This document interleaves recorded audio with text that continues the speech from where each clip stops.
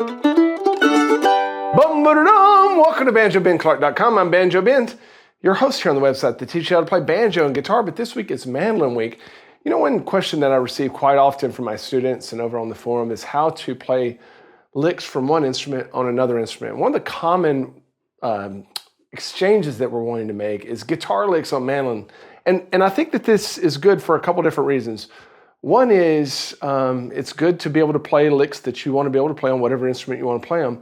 But also, if we take guitar licks and we play them on the mandolin, we're going to get out of our normal patterns on the mandolin. We're going to make ourselves play the exact notes that we need to play. And so that's going to open up the mandolin neck to us in a different way. So a lot of my favorite banjo and guitar players, they take trombone and saxophone and piano solos and transcribe them note for note onto their instrument.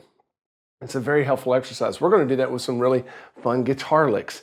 If you're watching here on the website as a Gold Pick member, you have everything you need on this page. Just scroll down, watch the rest of the video segments, the tabs.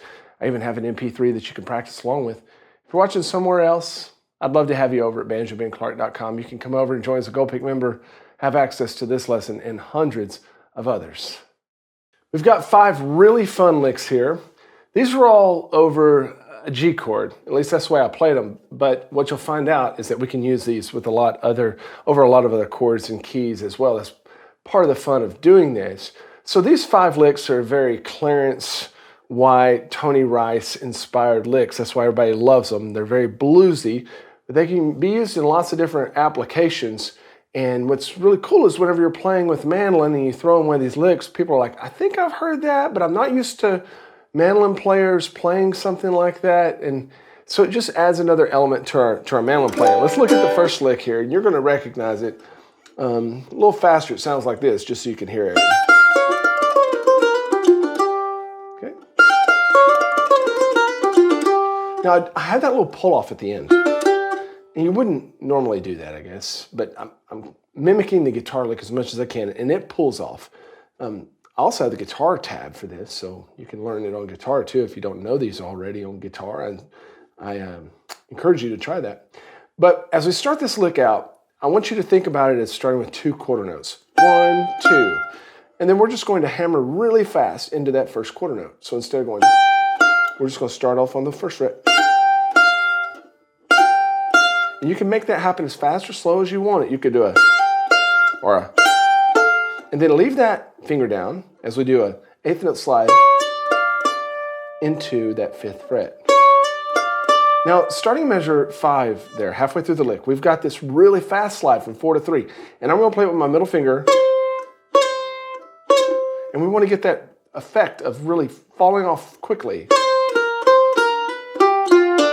Okay, so make note that that slide at the start of measure 5 is faster than the rest of the slides in the piece. So it sounds like this.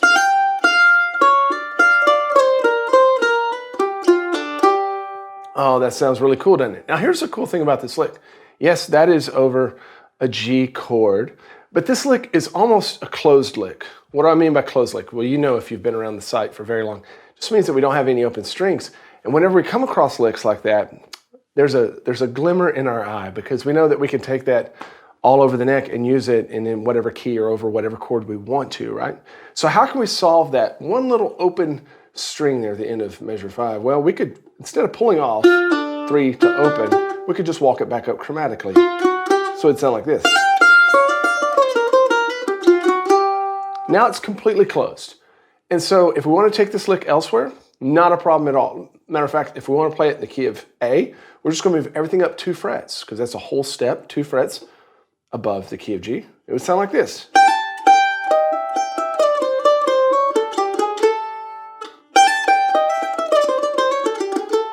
Now, when would you use that? Well, you know, you could throw that into like a fiddle tune situation, and it's going to really liven it up. You take something like like Bill Cheatham.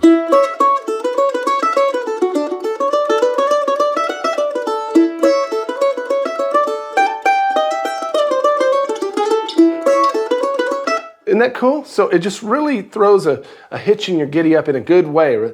Now, here's the other cool thing about that, is that we only use 3 strings. We use the first, second, and third strings. So that means we could take the whole lick and move it up a string, and now we've got a bunch of other licks too, right? In other keys. So all of a sudden, that one is in C. So now we could do it in D, of course. Oh, so now we've got C, D, E, G, A, B, C. We could play it in whatever key we want. So this is one to really store in your mind that you can use in almost any situation, okay? Let's take a look at lick number 2. This one's a bit different. It has a lot of the same notes, but it's just a different flavor, a different feel. And it also comes in differently. It comes in on the last beat of the measure before. So it's like a pickup lick. It sounds like this.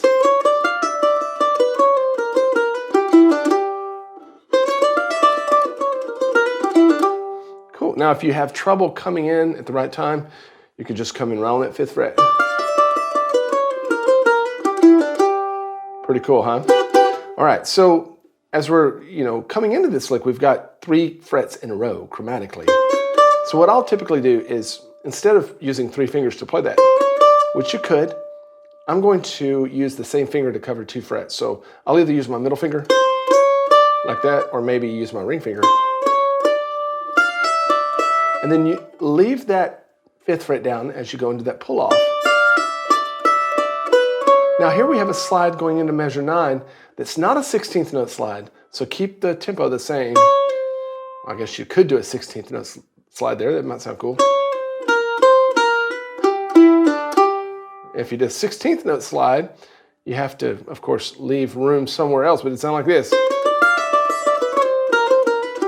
Hey, that sounds pretty cool. That's even a little bit more bluesy, right? But now that one's got some open notes in it, right? So can we move it around? Yeah, you could. You don't have to do that pull off up there at measure 8. So you could go, well, then we do have that open note there, but you could still spread it out more and even cover those open strings. And don't forget that this is over just three strings, so you can move it down and immediately play it in the key of C.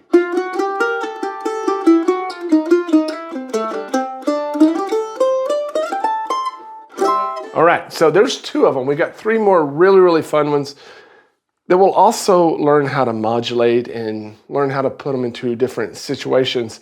If you're watching on the website, you've got everything you need. Just scroll down. You see the rest of the video segments. If you're over on YouTube or Facebook, then I'd like to have your money, so you can come over to banjobenclark.com, join as a Gold Peak member, have access to all the instruments and all the lessons.